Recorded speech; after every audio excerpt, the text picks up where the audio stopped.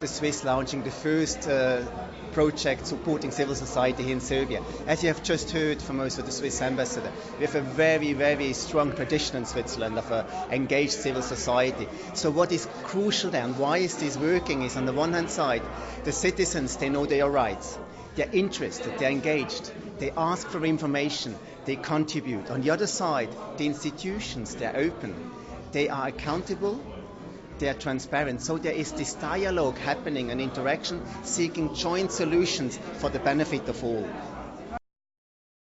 We will present today a study that we did over all Serbia, and the figures are telling a strong story. There is a degree of mistrust between citizens, civil society and government, of course.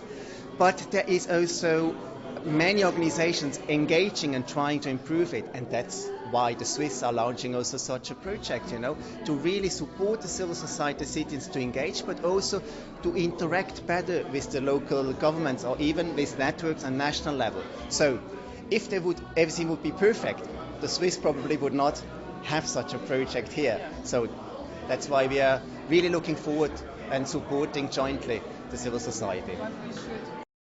For us, the most important things, we call it constituency. That means, if you're an organization on behalf of whom you are telling or raising your voice.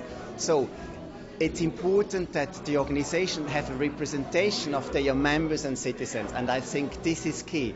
This is eligibility, that gives you the voice and the power to raise issues on behalf of people and for the people. And I think that's all about what we want to try to do with this project.